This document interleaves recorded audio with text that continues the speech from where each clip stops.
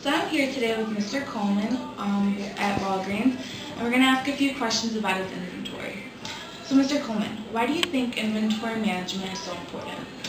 Well, inventory management is important because you have to have the product on the shelf for the customer to buy. So if you don't have that product there in inventory that you manage on the shelf, then the customer will buy it from someplace else.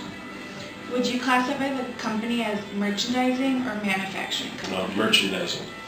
And what sort of products and finished goods are here in your inventory? Well, Walgreens is a drugstore, so we pretty much have all your health and beauty aids, drugs, some grocery, stationery, everything. Yeah. So inventory can be taken in two methods. Periodic, which is updated on a periodic basis where no date is recorded in either the inventory or cost of goods sold, or perpetual, where updates are made after each sale. That being said, which does your company represent? We would have the perpetual system because the computer tracks the sales that go through the register and adjusts the inventory as such. So when our order goes through once a week, whenever it generates compared to what the sales have been at the register, and that's how all our merchandise is reordered.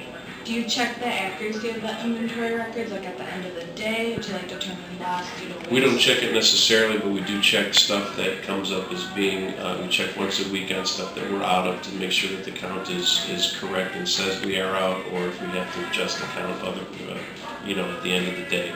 Okay. How frequently do you take physical inventory if it's mandatory? We take a physical inventory. It is mandatory. We take it once a year. Usually for us it's in February, but depending on the store, it's spread throughout the year. In determining ownership of goods, do you as a company ever have purchased goods that may have not been received or not delivered in a time period that could possibly affect the inventory count?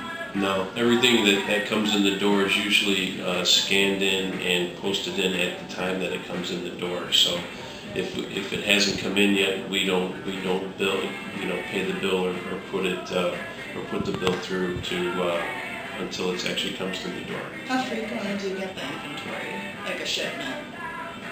Every day. Every day. The majority of the stuff comes in once a week. What does inventory affect in a store? Well, it affects it affects the entire store. If you don't have the inventory on the shelf, you don't have the sales for it, and if you don't have